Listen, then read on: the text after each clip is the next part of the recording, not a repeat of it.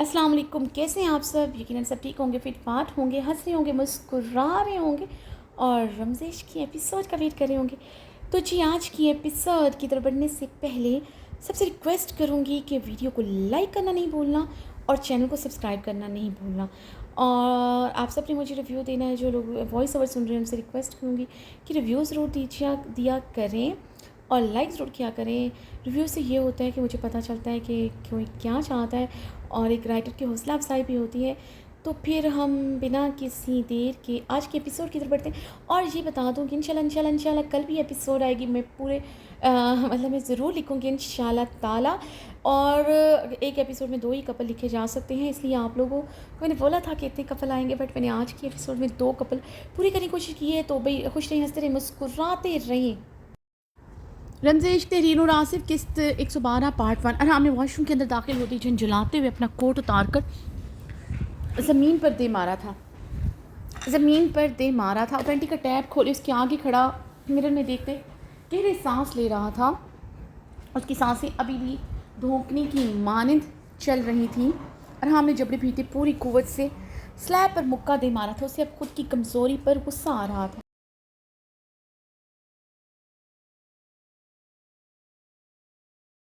वो आखिर खुद पर क्यों ना काबू रख सका। वो इतना भी कमज़ोर मर्द नहीं था, खुद पर काबू न रख सके। वो एक एक्सपीरियंस शादीशुदा मर्द रह चुका था। अपने जज्बों पर कैसे कंट्रोल करना है उसे पता था। औरत को अपनी कमज़ोरी बनाने के वह सख्त खिलाफ था। हूर से पहले कोई औरत उसकी कमज़ोरी रही भी नहीं थी, लेकिन वो अपने हर रिश्ते को लेकर बावफा ज़रूर था। हर रिश्ते को उसका मुकाम देता था। मगर हूर के लिए उसकी फीलिंग, एहसास सब कुछ अलग था, बहुत अलग था। अजीब सी दीवानगी थी हूर को लेकर।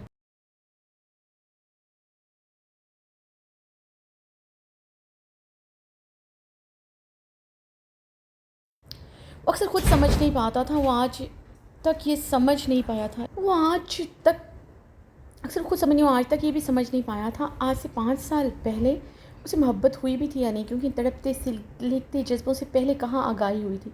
किसी को रात भर सिगरेट पीते हुए सोचते बुरी तरह तड़पना कोई जुनून भर बनकर आंखों में उतर आए। किसी की इज्जत की परवाह अपनी जान से भी बढ़कर हो। किसी को वहाँ हवा भी छुए तो यहाँ पागल हो जाए। कहाँ किसी को चाहा था पहले इससे बढ़कर, कहाँ कोई दौड़ा था रगों में खून बनकर। वो आखिर क्यों नहीं भूल पाता था अपनी बाहों में उस कमसिन हसीना की फर्माबरदारी, उसका टूट कर रोते हुए तड़पते हुए उसकी बाहों में समाना।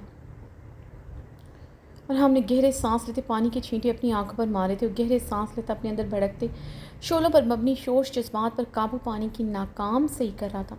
पूरा बदन तपते कुंदन की मानद तप रहा था। अपनी खूबसूरत बीवी को पाने के लिए मचल रहा था। उसका दिमाग अब जैसे आतिफ शाह मादे की तरह फट रहा था। उसे लग रहा था उसे ना मिली तो वो पागल हो जाएगा। नज़रों के सामने उसका बहकता रूप आ रहा था। वो मज़ीद पागल हो रहा था। अपनी दी सुगातें उसके भड़कते शोला जवाला बदन पर उसकी आंखों के सामने लहराई तो उसे अपना सांस सीने में घुटता महसूस हुआ। वो ये सोच कर आया था उसे देखकर सिर्फ अपनी आंखों को सुकून पहुंचाएगा, जो 7 माह से हर रोज़ उसे देखने को तड़पती थी, जलती थी। उसे अंदाज़ा ना था और इस तरह की ड्रेसिंग, इस तरह खुद उसके करीब आएगी। उसे लगा वो दोनों महज़ब तरीके से एक टेबल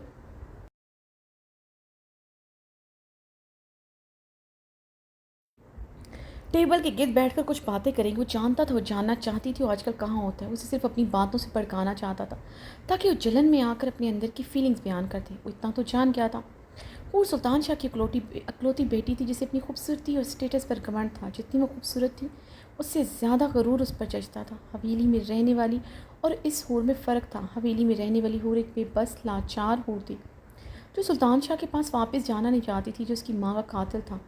वो आज से 6 माह पहले अपना गुरूर, अपना स्टेटस, अपना कॉन्फिडेंस, अपना सब कुछ खो चुकी थी।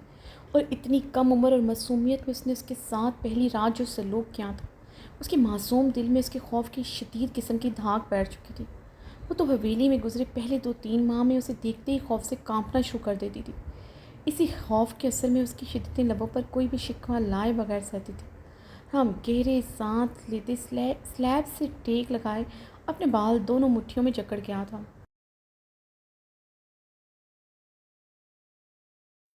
अपने निकाह की पहली रात वो भी आज तक भूल नहीं पाया था। उसे अपनी बाहों में भरकर अपने सीने से लिपटाए उसे एक रात का मदावा करना चाहता था। वो थी कि अब उसके पास वापस आना ही नहीं चाहती थी, मगर वो उसके बगैर अब नहीं रह सकता था।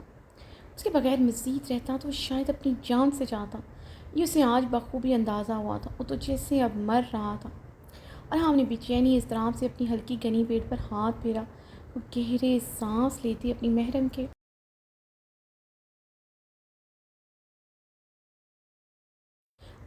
लिए अपने अंदर उठते पंपते जज्बे पर काबू पाने लगा। अपनी बीवी से अकेले मीटिंग करना उसे महंगा पड़ गया था। आज आराम ने जबड़े बेचते अपनी शर्ट के बटन खोलते उसे उतारते हुए गुस्से से वॉशरूम की चमचमाती टाइल्स पर देर मारी थी। इश्क करने की उसे ऐसी सज़ा मिलेगी उसे मालूम ना था। इससे अच्छा था उसकी बीवी उसके सीने में कोई जहरीला चाकू उतार देती। खुद से दूर रख कर वो उसे ऐसी सज़ा दे रही थी।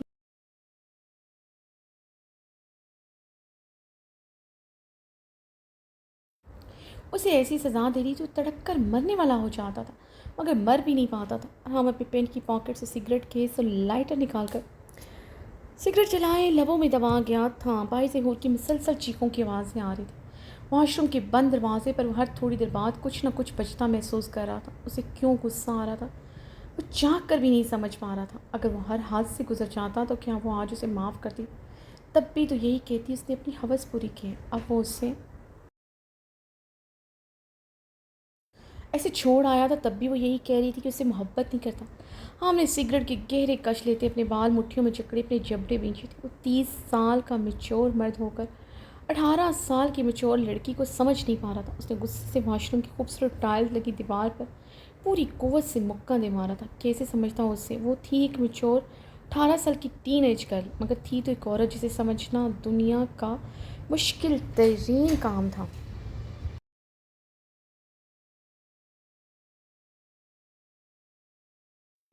वॉशरूम के बंद दरवाजे पर कोई एक बार फिर से कुछ टकराया तो उसने बाहर से शायद फिर कोई वाज या शो पेश दे मारा था। शदीद किस्म की आवाज़ से मजबूत दरवाज़ा लर्जा था। राम ने अपनी सुर्ख आंखें वॉशरूम के बंद दरवाजे पर गाड़ी। बाहर से उसे उसकी चिल्लाने की आवाज़ आई थी। What do you mean? आप बहक गए थे। अंदर क्या कर रहे हैं? बाहर आकर मुझे इस बात का मतलब समझाएं। वो दरवाज़ा खटखटाते हुए की थी। राम ने गुस्से से सिगरेट का गहरा कश लेते सिगरेट फर्श पर फेंकते जूते के नीचे गुस्से से मसला अपनी बेल्ट उतारकर ज़मीन पर फेंकते हुए बाथ कैबिन की तरफ बढ़ा था। रूफ शावर ऑन करते हुए ठंडी पानी के नीचे खड़े होकर अपने बदन के अंदर दहकती आग ठंडी करने लगा। काफ़ी देर तक ग्लास वॉल से सर टिकाए शावर के नीचे खड़ा खुद को परसकून करता रहा।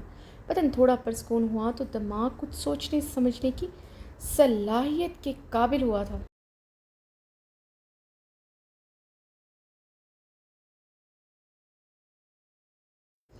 अपनी बीवी की नशीली आंखें याद आई थी। उसका अपनी शर्ट चकड़ना याद आया था। उसके दूर होने पर उसका तड़पना याद आया था। पहली बार उसकी बीवी की आंखें उसकी बाहों में नशीली हुई थी। उसके लबों पर अब मबहम सी मुस्कुराहट बिखरी। उसकी बीवी ने आज पहली मरतबा उसे महसूस किया था। कहा कि पहली रात का खौफ उसके अंदर इतनी शिद्दत से सरायत कर गया था। उसी डर की वजह से उसकी गर्म नर्म शिद्दत को कभी महसूस ही न कर पाती थी। उसके करीब आने से पहले खौफ से उसकी आंखों में मोती टूटने लगते थे, मगर अब उसकी बीवी उससे डरती नहीं थी। यानी अब उसे यकीन था उसे कभी तकलीफ़ नहीं पहुंचा सकता। आज उसे महसूस कर रही थी उसकी कम उम्र बीवी को भी अपने शौहर की तलब थी। उसकी गर्म नर्म शिकवों में डूब गई थी, इसलिए इसके दूर जाने पर तड़प उठी। अपनी कम उम्री के बाद जो समझ नहीं पा रही थी उससे भी आज अरहाम खानज़ादा यानी अपने शौहर की ज़रूरत थी।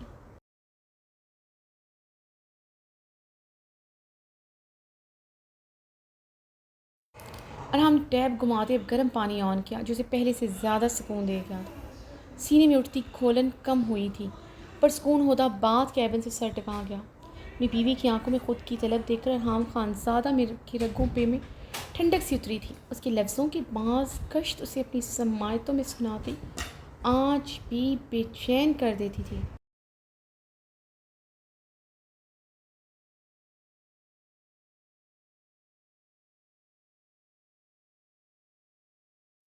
आपने मेरे साथ जो पहली रात किया मैं कभी नहीं भूल सकती। मुझे इस रिलेशनशिप से नफ़रत है।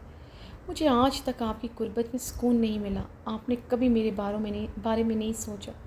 और के लिए जब से अपने अंदर पनहा जज्बों से वो आगाह हुआ तो उसकी शिद्दतें उसका हर अंदाज बदल गया था। उसे लेकर जुनूनी था, मगर उसकी शिद्दतों में उसकी दीवानगी का एक नया अंदाज होता था। उसके लब सर के बालों से लेकर उसके पाँव तक उसे नरमी से छूते थे। मगर तब वो उसे महसूस करना ही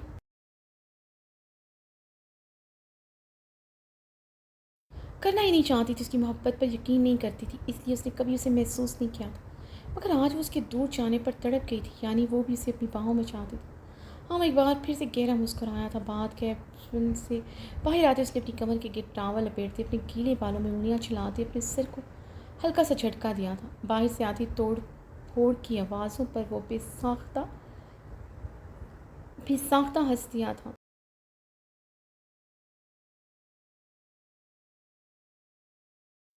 बहुत मज़ा दे रही है तुम्हारी तड़प मेरी जान, तुम्हारी सी इतनी सी तड़प मेरी जैसे मेरे साथ माँ की पल पल की तड़प का अजाला कर चुकी। वो मिरर में देखते ज़ेर लब बोलता एक बार फिर से हंस पड़ा था।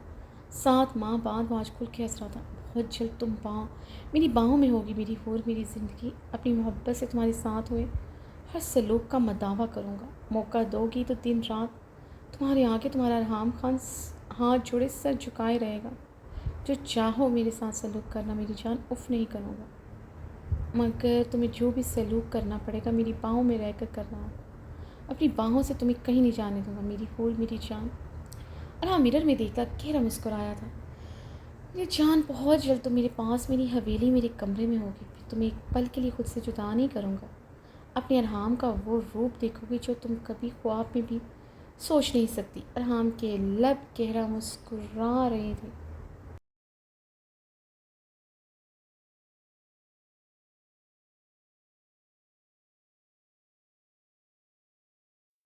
अच्छी तरह जानता था अपनी मगरूर नाजुक कम उम्र कातला हसीना वो कैसे अपने पास लाना है। और सुल्तान शाह बेइंतहा मगरूर थी। वक्त ने उसे बेबस बना दिया था, मगर वो थी एक मगरूर औरत जिसे खुद पर बहुत गरूर था।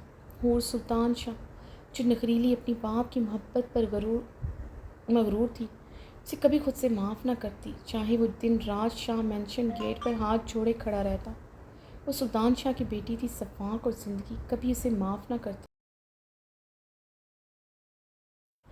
उसे अपनी हूर के दिल में छुपी मोहब्बत को लबों पर लाना ही था। सफ़ाक ज़िद्दी थी, मगर मोहब्बत के मामले में भी सुल्तान शाह पर गई थी। शिद्दत पसंद और जज्बाती, उसकी सारी गलतियाँ माफ़ कर गई थी, मगर उसके लबों से गुल के लिए झूठी मोहब्बत के लिए निकले गए लफ्ज़ माफ़ नहीं कर सकी थी। मगर अब तो अपनी कमसन बीवी के जज्बों से आगाह हो चुका था। वो भी उससे अब शदीद मोहब्बत करती है। इसकी नशीली आँखों और उसके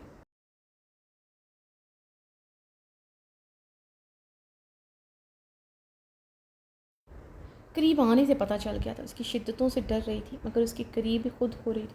अरहाम को उससे दूर होने पर उसका तड़पना याद आया था। अरहाम ने मुस्कुराते हुए वॉशरूम के बंद दरवाजे को देखा।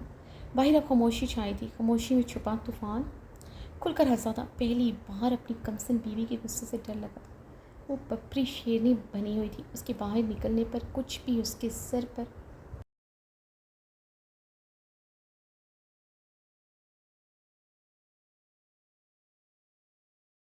दे मार सकती थी, या जंगली बिल्ली की तरह उसका मुंह और गर्दन नोच डालती। हाँ, मिरर में देखते अपने गीले बालों में उंगलियां फेरते मुसलसल हंस रहा था। अपनी शर्ट के बटन बंद करते उसने अपनी बेल्ट पहनते मिरर में देखा। उसकी आंखों की सुर्खी बहुत हद तक कम हो चुकी थी। हाँ, अपना कोट पहनते, अपने बाल ब्रश से अच्छी तरह सेट करते, अपनी हल्की गनी बेट पर हाथ फेरते बाहर आया था।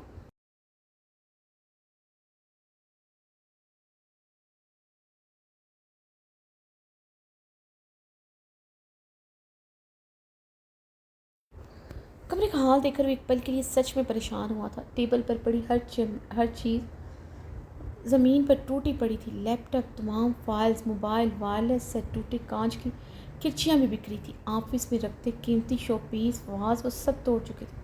कमरे में पाँव रखने की जगह ना थी। कमरे की हालत देखते उसे अपना फ्यूचर नजर आया था। हमने जबड़े भीनते उसकी ज़मीन पर पड़ी चादर देखी, जो उसे एक पल के लिए मुश्तल कर चुकी थी।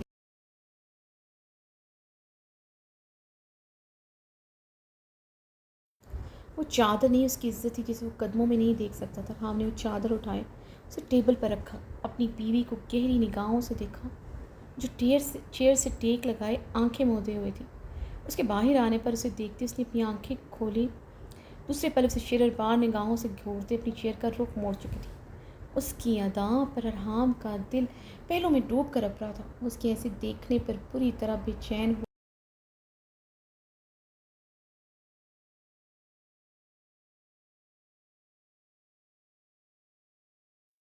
उस नाजुक वजूद को बाहों में लेने के लिए फिर से मचल गया था। हम खुद पर काबू पाते उसकी तरफ बढ़ा, उसके सामने चेयर पर बैठ गए। उसने अपनी चेयर से टेक लगाई। हूर और राम को देखते चेयर पर सीधी हुई थी। टेबल पर पड़ी फाइल और बचे कुछ पेपर्स को फाइल में लगाने लगी।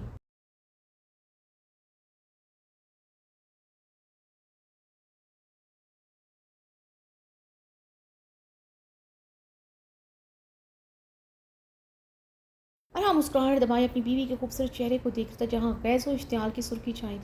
मेरी कंपनी आपके साथ ये डील कैंसिल करती है। आपकी कंपनी की इतनी वर्थ, इतनी हैसियत नहीं कि आप सुल्तान शाह के साथ काम कर सके, और ना आप में इतनी वर्थ है कि आप और सुल्तान शाह के साथ काम कर सके। वो निस्से लगते हुए फाइल अरहाम के सामने पटकी थी।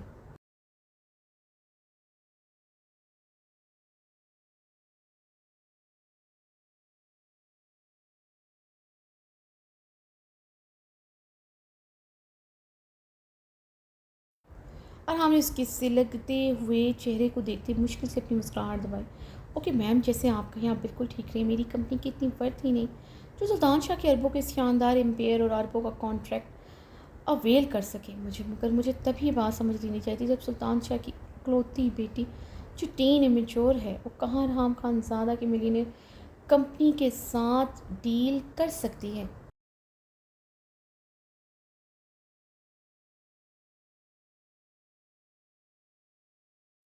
और सुल्तान शाह में ना इतने गट्स हैं कि वो राम खानजादा को गर्स ही नहीं है कि वो राम खानज़ादा को डील कर सके।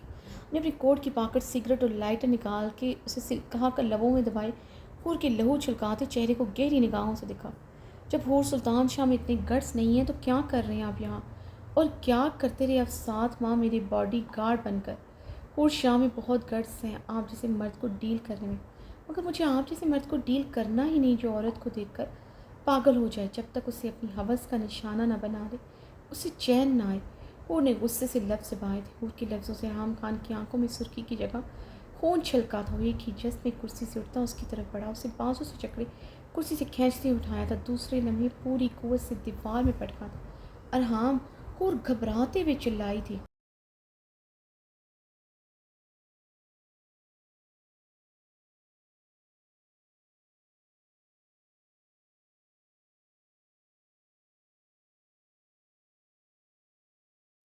वो उसकी तरफ बढ़ता अपने दोनों हाथों से महसूस कर गया, अगर मैं हवस परस्त इंसान हूँ, औरत को देखकर मेरे अंदर हवस जागती है, मैं औरत को देखकर पागल हो जाता हूँ, तो क्यों इस तरह की ड्रेसिंग करके मेरे सामने, क्यों इस बंद कमरे में मेरे साथ मीटिंग अरेंज किया। हाँ, उसकी आंखों में देखते गर्राया था।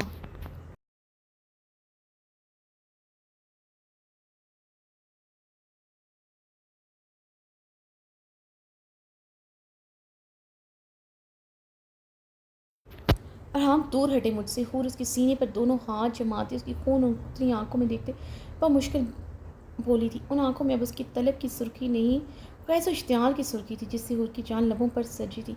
दिल हथेली पर धड़कने लगा था। हवेली के कमरे वाला रहाम खान शाद आया था। वो जी जान से लरजी थी। राम की आंखों में खौफ देखते, राम उसकी आंखों में खौफ देखते खुद पर काबू पाते पीछे हुआ।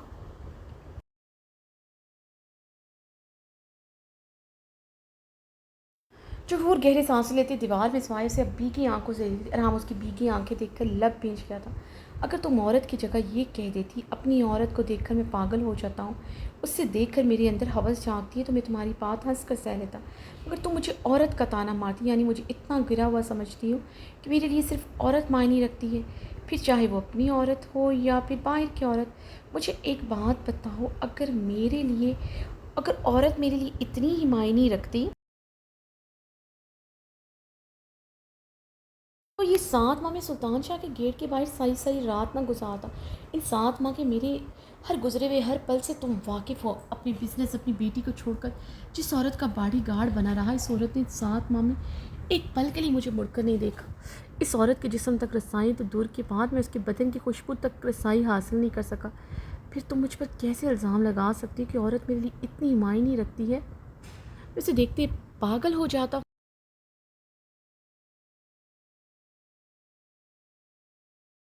तुम औरत नहीं हो मेरे लिए, मेरी औरत हो, मेरी महरम, मेरी बीवी। और हमने इसकी दोनों तरफ हाथ महसूस करते कराया था। What do you mean you got lost? How did you manage to come to close to मी?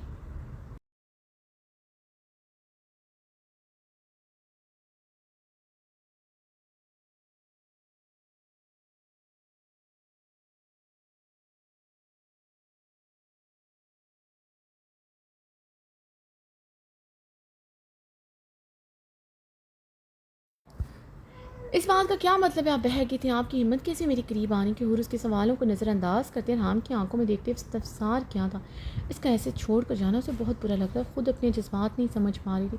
वो बह क्या था? ये लफ्ज़ उसे बुरी तरह छुपे थे। वो इसके बहकने में इसका साथ दे रही थी। ये बात उससे ज़्यादा मुश्तिल कर चुकी थी।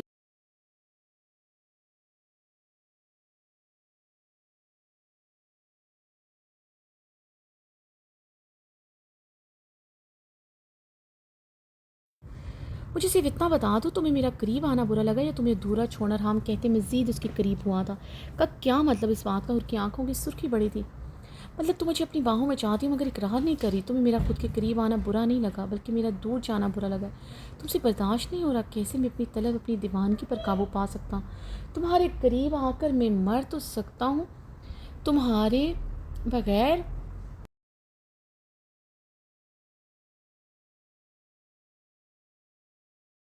पास आकर दूर हो जाऊँ ये हो नहीं सकता।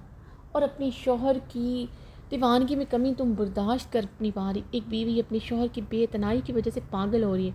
आम की बातों पर होने से खुद से दूर धकेला था। मिस्टर खान दूर हटे मुझसे। आप बेबुनियाद बातें करें। मैं क्यों आपके दूर जाने पर तड़पूंगी? मुझे तो आपका करीब आना अच्छा नहीं लगा। आप एक बात याद रखिएगा, मैं आपको कभी माफ़ नहीं करूँगी। हवेली में गुजरे वो लम्हात में नहीं भूल सकती।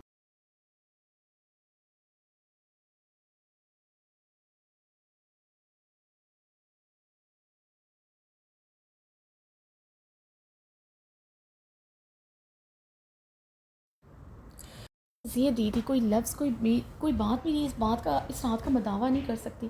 जब बीबीसी के इंतहा पर मैंने आपसे माफ़िया मांगी थी मगर आपको मुझ पर रहम नहीं आया था। वो भीगे लहजे में बोलते कर्ब से अरहाम की आंखों में शिकवा के ना गनाहों से देखा कैसे वो उस रात दरिंदा बना था। और की बातों पर अरहाम की आंखों में ज़ियत की परछाई लहराई थी। क्यों भूल जाती उस रात में मैं नहीं था? उसे एक रात ने अरहाम खानज़ादा को बदल कर रख दिया था मगर मैं सारी उम्र अपनी इस गलती इस दरिंदगी का मदावा करने को तैयार हूँ। आराम ने उसके गाल पर अपना हाथ जमाया।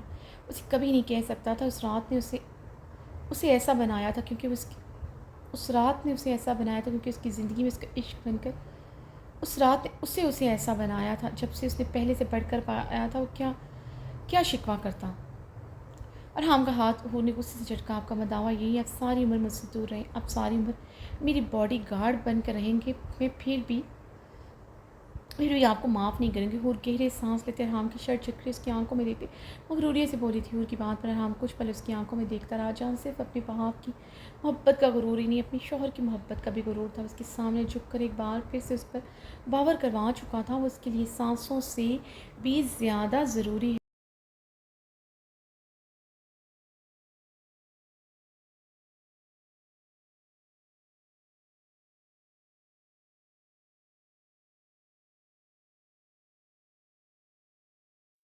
और हम उसकी खूबसूरत आंखों में देखते पीछे वह नजरें झुकाए अपने कम चमकते स्याह बूटों को देखती अपनी हल्की गनी बेड पर हाथ फेरा। वो अभी तक दीवार के साथ टेक लगाए हुए से ही देख रही थी। और हमने नजरें उठाई इसकी शफाफ क्रिस्टल ब्राउन आंखों में देखा जहाँ अपनी ज़ात अपनी खूबसूरती अपनी मेहरम रिश्तों की बेतहाशा मोहब्बत का गुरूर था जो किसी भी हाल में से तना नहीं छोड़ता।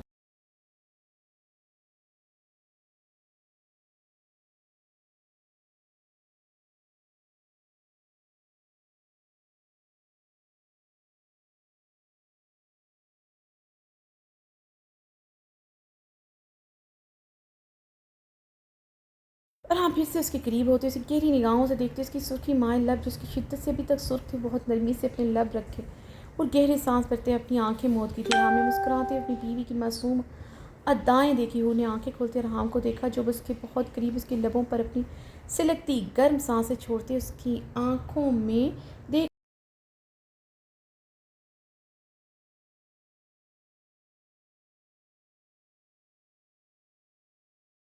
तुम्हें किसने कहा मैं सारी उम्र तुम्हारा बॉडी गार्ड बनकर रहूँगा? राम ने इसकी आंखों में आंखें गाड़े सवाल किया।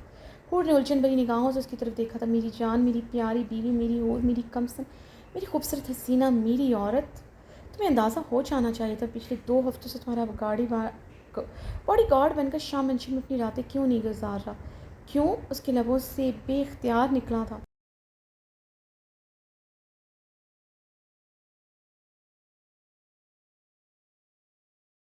आराम उसकी उजरत पर गहरा मुस्कुराया था, क्योंकि मैं जान चुका हूँ तुम्हें मेरी ज़रूरत नहीं। तुम्हारे पास तुम्हारे बाप के हायर करदा बहुत गार्ड है, जिन्हें तुम हर सांस पर लाखों रुपए दे सकती हो और देती भी हो। तुम्हें मेरी क्या ज़रूरत। आराम ने इसके लफ्ज़ से लटाते उसकी खूबसूरत निकोश के बिगड़े जाविये देखा। मुझे अब अपनी बेटी का सोचना है, जो अपनी मम्मा को दिन रात याद करती है।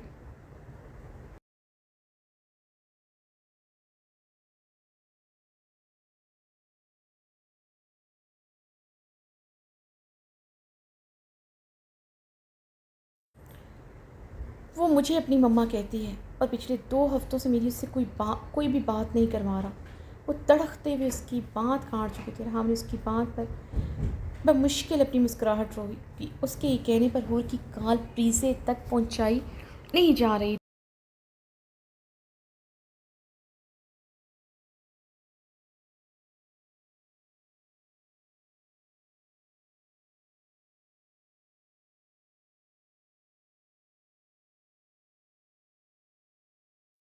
और इस बात पर उसकी बीवी बुरी तरह तड़प रही थी। 7 माह में यही 2 हफ्ते गुजरे थे, प्रीति की उससे बात नहीं हुई थी। वो तुमसे खुद ही बात नहीं करना चाह रही, मगर कल फ़ोन पर रोते हुए मुझसे कह रही थी उसे उसकी मम्मा हवेली में चाहिए। हमने लब दांतों तले दबाए कहा, मगर मैं हवेली कभी नहीं आऊँगी। बात करवाएं प्रीति से मेरी, मैं तो समझा दूँगी। मैं मेरी बात फ़ौरन मानती। वो ने अरहाम की आंखों में देखते अरहू ने अरहाम की आंखों में देखते संजीदगी से कहा,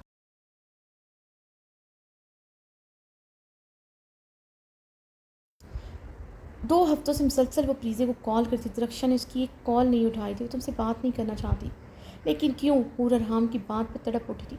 पता नहीं। अरहाम कंधे उछलाता उससे दूर हुआ था। यकदम अरहाम का फ़ोन रिंग हुआ। अरहाम ने हूर को एक नज़र देखते फ़ोन पर फिंगर टैप करते फ़ोन फ़ोन कान से लगाया।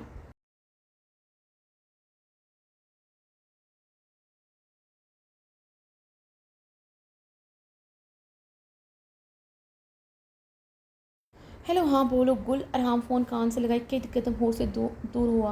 हूर ने बेयकीनी से अरहाम को देखा, जो उसके सामने ही गुल से बात करता। तुम्हारी प्रीजे से बात होगी? ओके, मुझे कोई एतराज़ नहीं, ठीक है। 2 दिन बाद मैं सवात पहुँचूँगा। हाँ, हम दोनों से ले चलेंगे। हर हमने किन अखियों से हूर को देखा, जो गहरे सांस भरते शोलाबार निगाहों से उसे देख रही।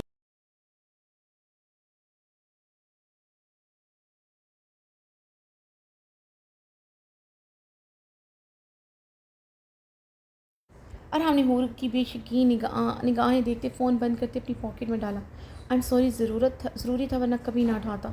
प्रीज़े को मेरी और गुल के साथ प्ले लैंड जाना है। मैं इनकार कर देता, मगर प्रीज़े ने खुद गुल को फ़ोन करके ये प्लान बनाया। प्रीज़े की बात मैं टाल नहीं सकता। अपने हूर को देखते कहा, जिसकी रंगत सुर्ख होती साफ पता चल रहा था वो मुश्किल ही सब कुछ बर्दाश्त कर रही है।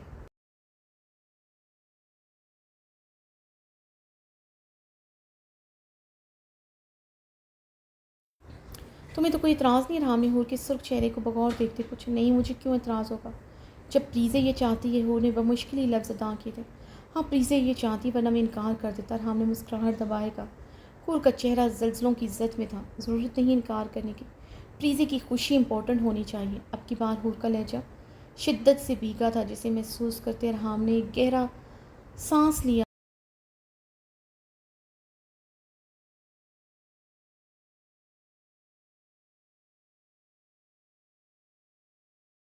उसे तकलीफ़ देना उसका मकसद नहीं था, मगर अपनी बीवी की फिजूल सी ज़िद भी तो तोड़नी थी।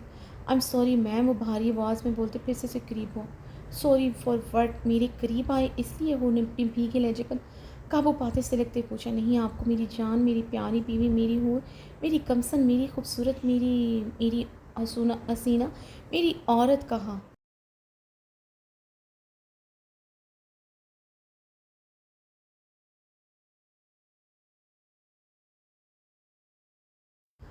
आप अब से मेरे लिए सिर्फ मैम हैं। और हमने इसकी नगोश को बहुत देखते लब दांतों तले दबाए था। इसकी इस बात उसे उसकी बात भी ये भी बात भी पसंद नहीं आई थी। चेहरे की रंगत मज़ीद सुर्ख हुई। आप भी मेरे लिए मिस्टर खान है। हूर ने अटकते उसकी आंखों में देखते अपने शबनबी लहजे पर काबू पाते गुस्से से कहा, अब आप यहाँ से जा सकते। हूर ने कहते उसे अपने दोनों हाथों से खुद से दूर धकेला रहा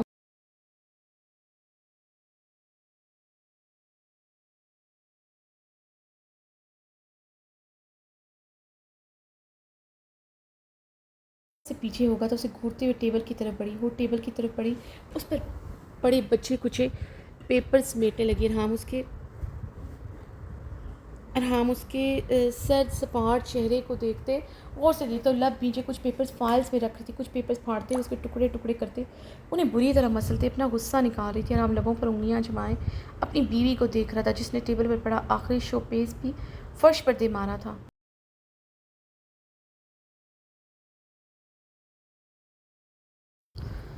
मारते हुए तोड़ दिए तो गहरे सांस लेते मुश्किल अपना गुस्सा कंट्रोल कर हो गया तुम्हारा, तो अब चले यहाँ से।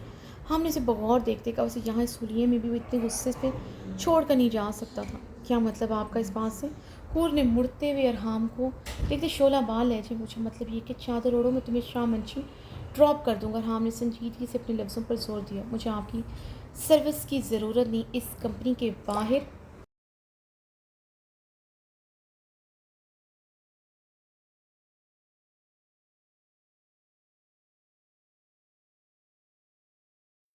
मेरी दर्जन से ज़ायद तादाद में गार्ड्स खड़े और आप मेरे बॉडी गार्ड की ड्यूटी छोड़कर मेरे ड्राइवर की ड्यूटी संभालना चाह रहे हैं क्या? उन्हें अरहाम को घूरते तीखे छुतों अठाए तंजिया लहजे में सवाल किया। मैं ऐसे कोई ड्यूटी नहीं निभाना चाह रहा, मगर इस टाइम में तुम्हें इधर नहीं छोड़ सकता। रात गहरी हो रही है, मैं तुम्हें यहाँ किसी कीमत पर नहीं छोड़ सकता।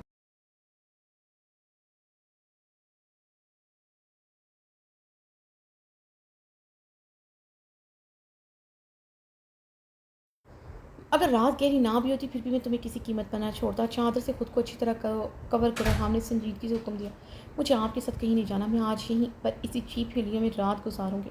और आप होते कौन है मुझ पर हुक्म चलाने वाले? और तड़कते हुए दबे अंदाज में चीखी थी। बस हम टेबल पर हाथ मारते हलक के बल धाड़ा था।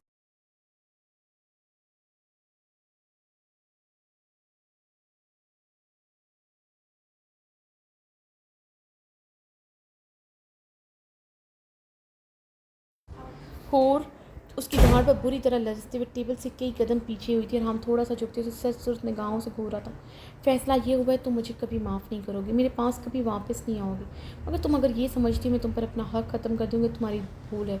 तुम मेरी थी और मेरी ही रहोगी। अब चाहे तुम हूर सुल्तान शाह खुद को कहलाओ या हूर खानज़ादा, रहोगी सिर्फ मेरी तुम्हें यहाँ मैं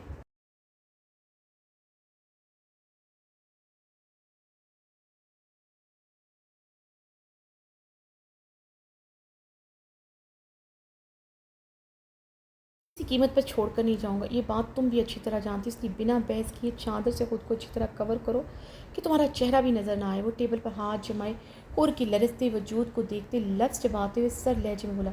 और गहरे सांस भरते खामोशी से उसे देख रही थी। उसकी दहशत भरी धाड़ से आज भी उसकी जान चाहती थी। वो उसे जिन निगाहों से घूर रहा था, उसकी रीढ़ की हड्डी सनसना उठी थी।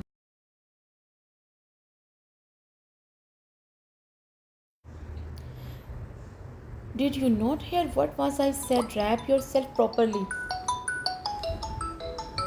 इसे यूं ही खड़ा देखकर अरहाम टेबल पर पूरी कुव्वत से मुक्का मारते सर सपाट लहजे में अपने अल्फाज और आते कराया था। हू ने भीगी आंखों से अरहाम को देखते अपने अस्मात में सर हिलाया। टेबल पर पड़ी अपनी चादर से खुद को अच्छी तरह कवर करते अपना चेहरा भी ढका।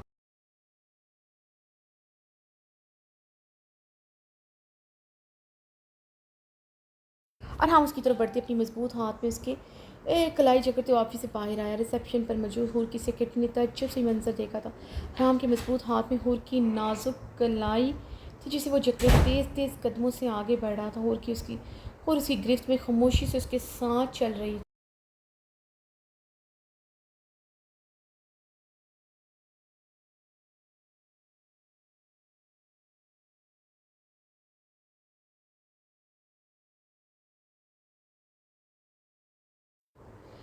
ऑफिस के कमरे से बाहर मौजूद हूर के पर्सनल गार्ड्स खड़े थे। तेज़ी से हूर और रहाम के पीछे पीछे इनकी तरफ बढ़े थे। जहाँ जहाँ से गुजर रहा था जगह जगह हूर के गार्ड्स खड़े थे। वो भी अपनी पोजीशन छोड़ते उनकी तरफ बढ़ रहे थे। और हम लब पीछे तेज़ तेज़ कदमों से उसकी कलाई जकड़े आगे बढ़ रहा था, अपने मजबूत हाथ में उसकी कलाई जकड़े ऑफिस से बाहर आया, जहाँ हूर के बाकी गार्ड्स खड़े जल्दी से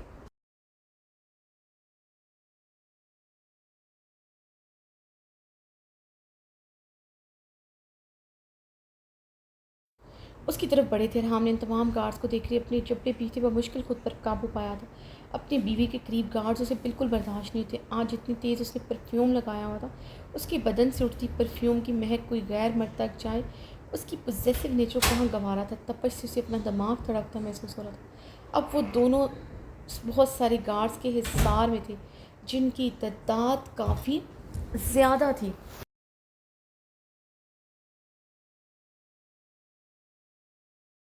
वो ने अरहाम को भीगी सर्द निगाहों से देखते अपनी कलाई झटके से उसके हाथ से छुड़वाई। उसकी इस तरह कलाई छुड़वाने पर अरहाम के गले में गिल्टी सी उभर कर मासूम हुई थी। उसे देखते बेरुखी से नज़रें फेरते अपनी गाड़ी की तरफ बढ़ी। उसके सारे गार्ड्स यूनिफॉर्म में मौजूद उसकी तरफ तेज़ तेज़ कदमों से पड़ रहे थे। अरहाम गहरे सांस लेता अपनी बीवी अपनी ज़िंदगी को गार्ड्स के हमरा बढ़ते देख रहा था। अरहाम की सुर्ख आंखों में अब हल्की सी नमी भी छाई थी। उसकी नज़रों के सामने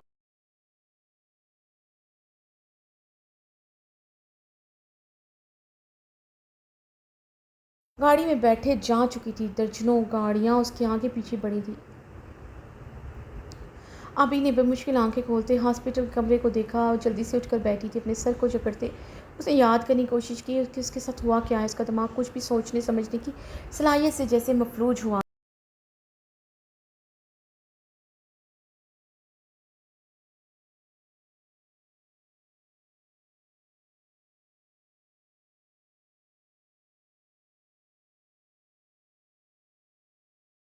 अभी ने गहरी सांस लेते अपनी सुनहरी खुले बालों को दबोचती बेड के साथ ठीक है एक लगाकर आंखें मोदी। एकदम उसे सब कुछ याद आया था, किस तरह असफंद खान ने उसे बेदर्दी से धक्का दिया था, ड्रेसिंग रूम में बंद करके उसकी वजूद से लापरवाह हो गया था। पूरी रात सर्दी से ठठरती ड्रेसिंग रूम का दरवाज़ा खटखटाती रही थी, मगर उसने नहीं खोला था। सर्दी की शिद्दत और जहनी की दबाव की वजह से जहनी दबाव की उसे कब होशो खर्च से बगाना हुई।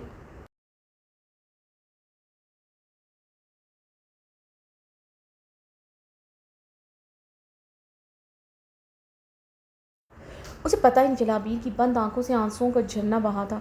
इस सितमगर से उसे इसी सफाकी की उम्मीद थी जिसके रोने गिड़गिड़ाने पर उसे हमेशा की जुदाई की वही सुनाकर जा सकता था, कुछ भी कर सकता था।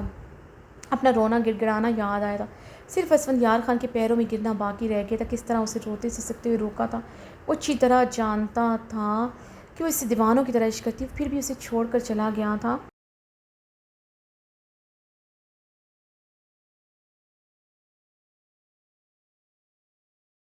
और अब 7 माह भी वो अपना बदला उसकी लाला से लेने आया था। अबी ने बेदर्दी से अपनी आंखें रगड़ते साफ की, मुझे यहाँ कौन लाया है? ज़रान लाला फिर शहराम लाला लाए हैं। अबी ने अपनी कलाई पर लगी ड्रिप को बगौर देखते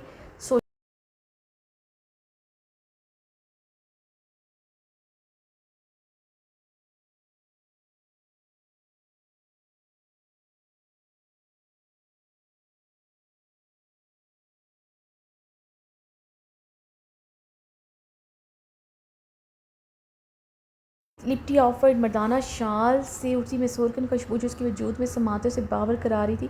उसे यहाँ आखिर कौन लाए? उसी लम्हे रूम का दरवाज़ा खुला था। संध्यार खान को देखते अबी की रंगत इश्तियाल के मारे सुर्ख हुई थी। अबी ने देखती निगाहों से सितमगर को देखा जिस वक्त वाइट शलवार कमीज़ में मलबूस था, कसरती वर्जिशी चौड़ा चट्टानी जिसम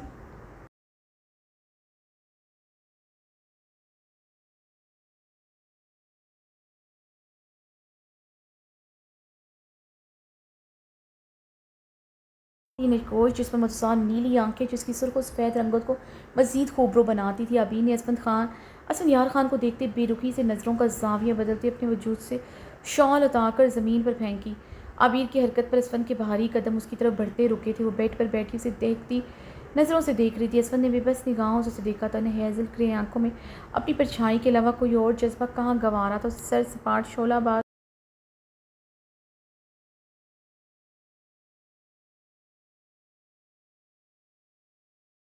निगाहों से देख रही थी। असफंद की नज़रें उसकी हेज़ल ग्रे आंखों से होती ज़मीन पर पड़ी अपनी शाल पर जा ठहरी, जिसे वो अजनबियत से उतारते ज़मीन पर फेंक चुकी थी। असफंद ने आगे बढ़ते झुकते अपनी शाल उठाई, उसकी तरफ बढ़ते उसके गिर्द अपनी शाल अच्छी तरह से उड़ाई। अभी ने हैरानगी से असफंद यार को देखा जो उसके जो उसके गिर्द अपनी शाल लपेटे उसके उस शाल को सीने से जकड़े उसे गहरी निगाहों से देख रहा था।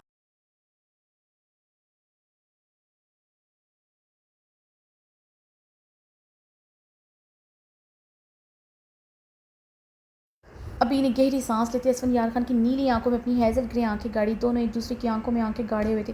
असफन की गर्म गहरी निगाहों को मतलब समझ नहीं पा रही थी। इन आंखों में वही गर्मी थी जो उसने गेस्ट हाउस की रात में महसूस की थी, जब उसने उसे अपनी बाहों में भरते कितनी बार अपनी मोहब्बत का इजहार किया।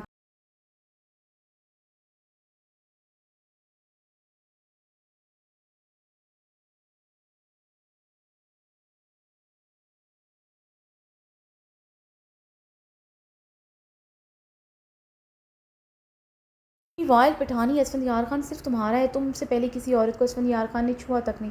तुम ही हो जिसे असफंद खान के लबों ने छुआ, तुम्हारी धड़कनों पे तुम्हारे असफंद खान ने सुना है। तुम्हारा असफंद खान तुम्हें अपनी जान से बढ़कर मोहब्बत कर, तुम मुझे अपने हर रिश्ते से प्यारी। असफंद खान का इजहार आज भी उसकी समायतों में गूंजता था।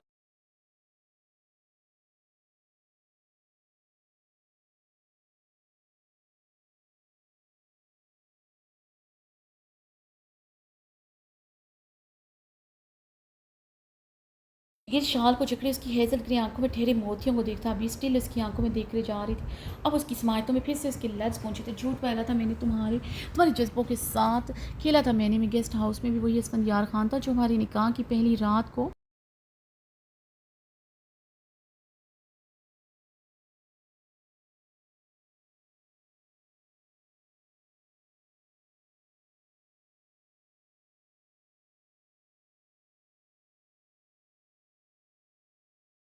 रात को था, सिर्फ लफ्ज़ों का हेर फेर क्या था तुम ही नहीं समझ पाई, वरना पहली रात की शिद्दतों में, उस दिन गेस्ट हाउस की शिद्दतों में ख़ास फ़र्क नहीं था। बेरहमी ही बेरहमी थी, तुम ही समझ नहीं पाए। आबिर उसकी नीली आंखों में देखते सर नफ़ी में हलाते नम ज़ख्मी आंखों से मुस्कुरा गई थी।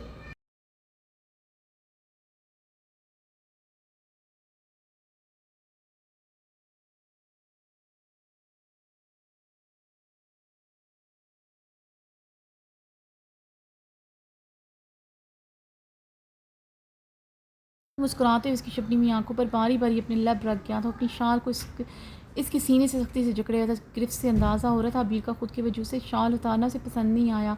अब इन्हें हैरान की उसकी लबों की गर्मी के साथ नरमी महसूस की थी। उसके करीब होते उसका चेहरा दोनों हाथों में भरते उसकी पेशानी पर अपने लब रख गया।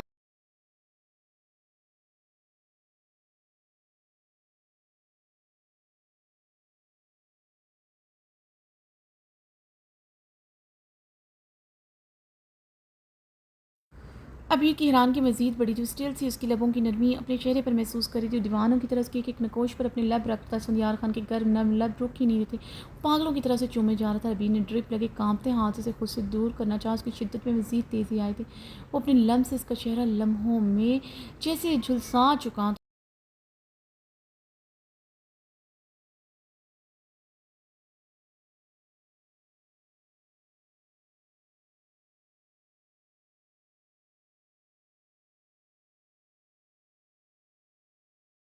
अभी ने अब की बार उसकी शर्ट मुट्ठियों में जकड़ते उसे पूरी क़ुव्वत से खुद से दूर धकेला था। बेखुद सा उसके नकोश छू रहा था। पीछे को होते हुए बुरी तरह लड़खड़ाया। अभी गहरे सांस लेते उसे शोलाबार निगाहों से देख रही थी। असफंयार खान की नीली आंखों में सुर्ख डोरे लहराए थे। उसकी खुद से दूर झटकने पर उसकी आंखों में जुनूनियत सी लहराई। एक यही चीज़ थी वो मुकाबिल की बर्दाश्त नहीं कर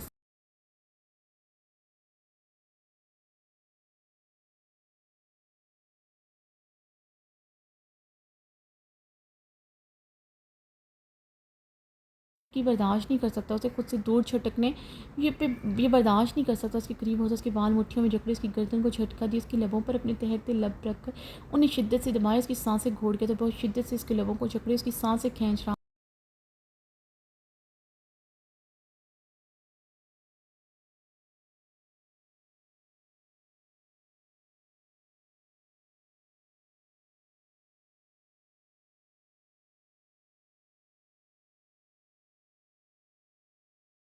वीर भी नाव मछली की तरह तड़प उठी थी। आबिर ने अपने नाखूनों से उसकी गर्दन पर बेदर्दी से खरोंचें डाली। असफंयार मुस्कुराते हुए पीछे होता अपनी गर्दन से उसके दिए खरोंचों पर खून की बूंदों को उंगलियों से चुनते उसने आबिर को देखा, जो गहरे सांस लेते उसे शोला आबाद नम निगाहों से देख रही थी। मुझे आदत है तुम्हारे ज़ख्मों की, जब तक तुम ज़ख्म न देख लो मुझे दे लो मुझे चैन नहीं आता। मेरी सफाक बेरहम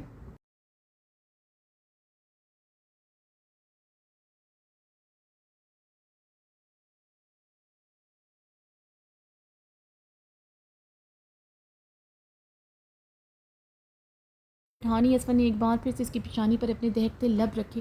ये क्या कह रहे हैं असफन यार खान? इन नीली आंखों में सदपन और बेरुखी की जगह नरमी और गर्मी कैसे शामिल होगी? रातों रात क्या हो गया जो असफन यार खान मुझे देखकर मुस्कुरा रहा है?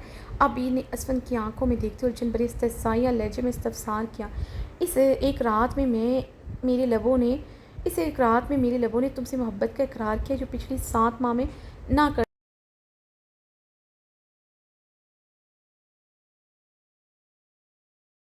और आज असफन यार खान अपनी सफ़ाक पठानी से इस मोहब्बत का इकरार करने आया, जो मेरी बीवी मेरी आंखों में अपने लिए देखती थी, मगर लफ्ज़ों की सूरत में सुनने की ख्वाहिशमंद थी। अब दिन रात तुम्हारा असफन यार तुम्हें बताएगा, तुम असफन यार खान को कि तुम असफन यार खान को उसकी आबिर अपनी जान से ज़्यादा अजीज़ है। उस असफन यार खान को असफन ने झुकते हुए उसकी सफ़ेद दुधिया गर्दन पर अपने दहकते लब रखे थे। दीवानों की तरह उसकी गर्दन पर अपने लब रखते नरमी से वहाँ अपने दांत गाड़े लव बाइट बना रहा था।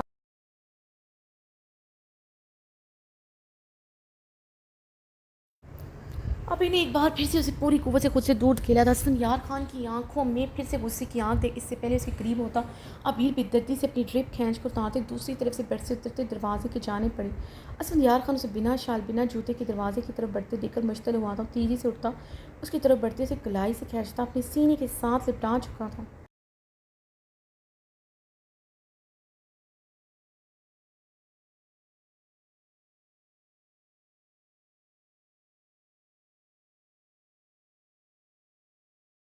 चाहता हूँ मेरी सफ़ाक पढ़ाने को मुझ पर बहुत गुस्सा है, मगर इसका ये मतलब नहीं तुम बेपर्दा इस कमरे से बाहर निकलो।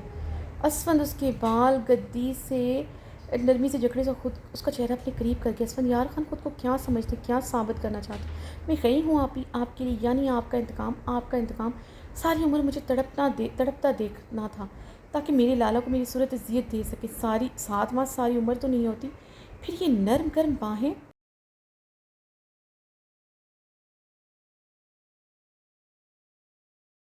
आखिर क्यों? असफन यार खान की लबों की तपश में मोहब्बत की गर्मी आखिर कैसे? अबीर असफन यार खान की शर्ट मुट्ठियों में जकड़े गुस्से से चीखी थी। उसका नर्म गर्म रवैया बर्दाश्त नहीं हो रहा था। असफन यार खान ने उसके चीखने पर नरमी से उसकी मुट्ठियों को अपने मजबूत हाथ में जकड़ा, जो उसकी शर्ट सख्ती से जकड़ी हुई थी। अपनी शर्ट उसकी मुट्ठियों से छुड़वाते नरमी से अपने दहकते लब उसकी बंद मुट्ठियों पर रख गया था।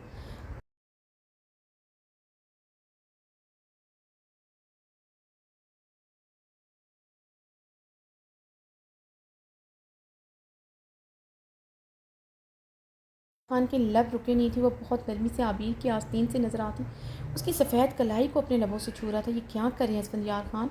आबिर रोते हुए बोली थी। वो दीवानों की तरह उसकी कलाई को अपने लबों से छूता, उसकी गर्दन पर अपने दहकते लब रखते, उसकी धड़कनों के नरमी से छूते, घुटनों के बल बैठे उसके पेट को अपनी नरमी से छूते। असफंयार खान उसके लबों की तपश को अपने पूरे वजूद पर महसूस करते वो शिद्दत से रो दी थी।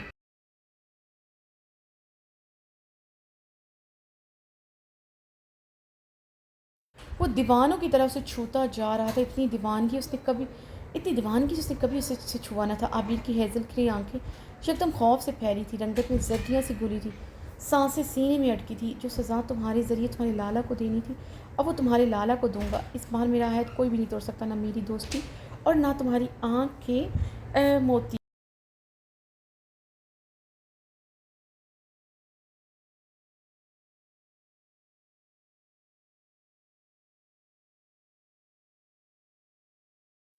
की आंखें आंसू, मरूंगा या मार दूंगा, लेकिन याद रखना मेरे मरने के बाद भी तुम मेरी रहोगी। आबिर की सांसें अटकी थी। असफन की गर्म नर्म लबों की तपश की वजह उसे अब समझ आई थी। वो अपना इंतकाम ले चुका था, खे की रस्म निभा चुका था। वो अब उसे सारी उम्र इस इंसान की बनकर रहता, क्योंकि उसके लाला को मार चुका था।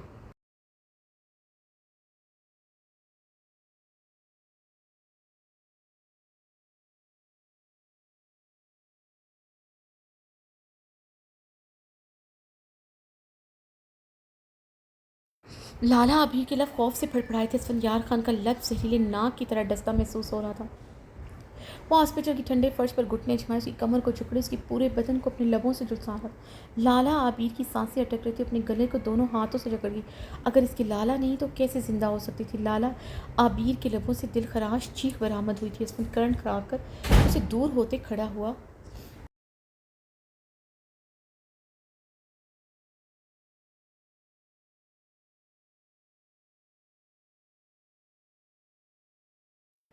गले पर हाथ रखे बुरी तरह चीख रही थी। लाला मेरे लाला, अबीर हलक के बल बहते आंसू चीखी। अबीर क्या हुआ? असवन ने उसके हाथ गले से हटाए थे, उसकी शर्ट मुट्ठियों में जकड़ गई। असवन यार खान, तुमने मेरे लाला को मार दिया, ले लिया तुमने अपना इंतकाम। कैसे कर सकते हो तुम ऐसा? मेरे लाला को मार कर तुम कैसे मुझे छू सकते हो? असवन यार खान, तुम्हें क्या लगता है मेरे लाला को छू कर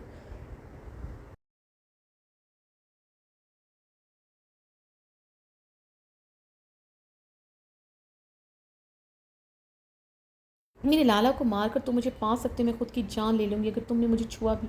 असद यार खान, मेरे लाला को मार दिया तुमने, तुमने मुझे भी मार दिया। उसकी शर्ट मुट्ठियों में जकड़े ज़ियानी चीखी थी। असद उसके लबों से अपने लिए तुम सुनकर अजियत के इंतहा पर चला था। मुकाबिल ऐसी तो ना थी वैसे, कभी तुम कह कर पुकारे। आबिर असद ने नरमी से चिपकारा, नहीं सुनना तुम्हारे लबों से अपना नाम, नहीं देखना चाहे तुम्हारा चेहरा, अपने लाला के कातिल को मैं नहीं देख सकती।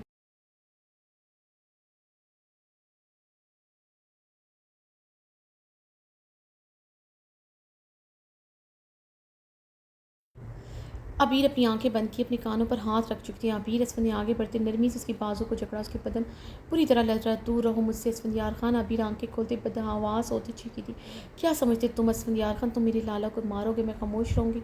तुमने अपना इंतकाम लिया, खून के बदले खून, और मैं सारी उम्र तुम्हारी औरत बनकर रहूँगी। मैं हवेली में रहने वाली औरत।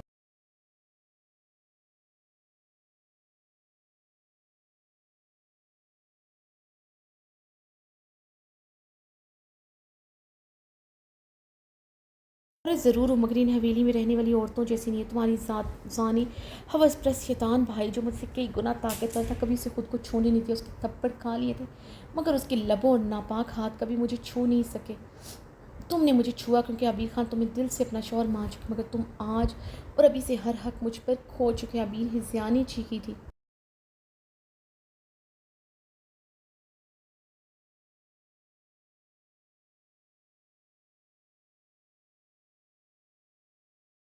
अबीर तुम्हारे लाला को कुछ नहीं हुआ, वो बिल्कुल ठीक है, मैंने उसे नहीं मारा। यार हमने उसे दोनों बाजों को झंझोड़ते हुए चीखा। अबीर जैसे एकदम होश में, आप सच बोले, मेरे लाला को कुछ नहीं। आपने मम मेरे लाला को कुछ नहीं कहा। अबीर ने टूटे लफ्ज़ों से असमंद की शर्ट मुट्ठियों में जकड़ते हिचकी लेते पूछा।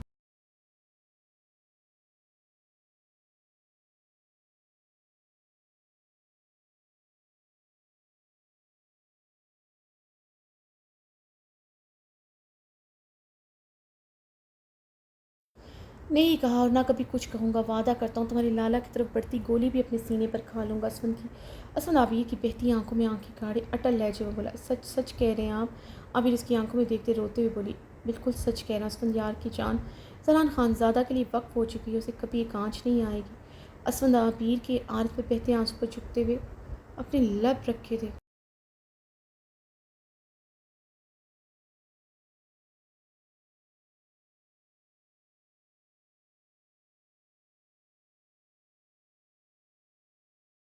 आबिर उसके सीने से लगी, उसकी शर्ट मुट्ठियों में जकड़े शिद्दत से रो दी थी। असफंद उसे अपने सीने से शिद्दत से भींचे पीछे भींच चुका था। लाला वो अबीर ज़रान को पुकारते रोते उसके सीने में समा रही थी। उसने गहरा सांस लेते उसे सीने में मज़ीद भींचा। काफ़ी देर तक रोते रही, एकदम उसके एहसार से अलग हुई थी। असफन ने उसे अपने एहसार से दूर करते उस पर गहरी गर्म निगाह डाली। वो ऑफ वाइट ड्रेस में मलबूस उसके सामने करते, जिसमें उसका कुंदन जैसा बंदर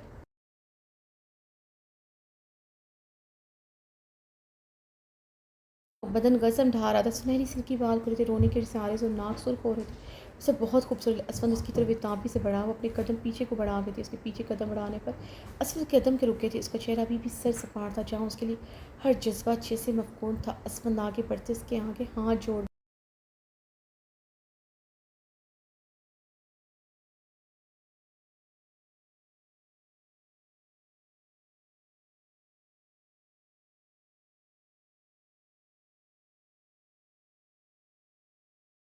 अभी ने हैरत से इसफंयार खान के जुड़े हाथ देखे थे। अभी मैं अपनी हर गलती की माफ़ी मांगता हूँ तुमसे। तुमसे एक रिक्वेस्ट करूँगा, मेरे मरे हुए भाई का ज़िक्र आइंदा मेरे सामने मत करना, वरना मैं पागल हो जाऊँगा। इसफन ने भारी आवाज़ में कहते इसकी आंखों में देखा था। वो उलझन भरी निगाहों से उसकी तरफ देख रही थी।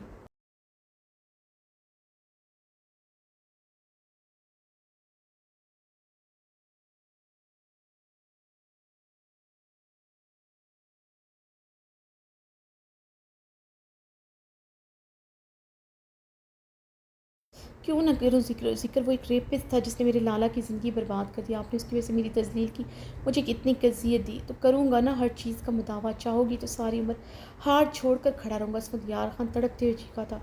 वो जैसा भी था उसका भाई था, उसके बारे में ये सुन के उस अंदर से मर गया था। खून के रिश्ते जैसे भी हों, मगर खून की कशिश मार देती वो, अब वो भी आज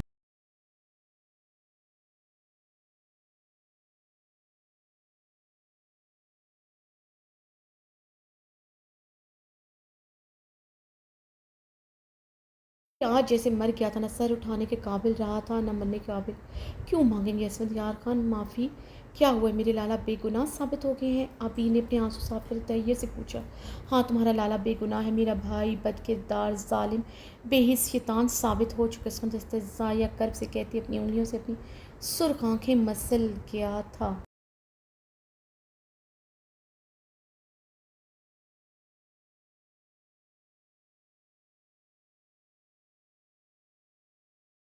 अबीर ये सुनते गहरे सांस लेते अपना चेहरा दोनों में हाथों में छुपाए फूट फूट कर रो देती। वो काफ़ी देर खड़ी से रोते लरजते देखता रहा। वो चाहता तो आखिरी बार रो ले, फिर उसे कभी रोने नहीं देना चाहता। संदस के उस गोले अचकोले बढ़ते वजूद को देखते उसे करीब हुआ।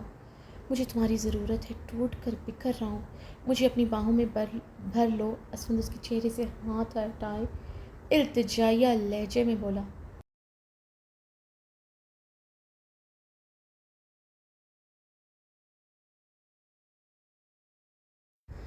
आज की किस्त रिकॉर्ड हो चुकी है। अभी आज मैंने उन रीडर्स के लिए रिकॉर्ड की है जो इसरार कर रहे थे, लेकिन आप लोग मेरा प्रॉब्लम भी समझने की कोशिश कीजिए। जब एपिसोड बहुत लेट हो जाती है तो फिर वो इतनी को लेट हुई होती है और उसके बाद मुझे 1 घंटा रिकॉर्डिंग करने के लिए चाहिए होता है। और आज भी एपिसोड तकरीबन 10 बजे तैयार थी, तो 11 बजे तक सब तक पहुंच जाती, बट मुझे रिकॉर्डिंग करनी पड़ी। तो जी, जो वॉइस ओवर सुनते हैं उनसे भी कहूँगी अच्छा रिस्पॉन्स दीजिएगा, लाइक कीजिएगा, कमेंट ज़रूर कीजिएगा, रिव्यू ज़रूर दीजिएगा। अल्लाह हाफ़िज़।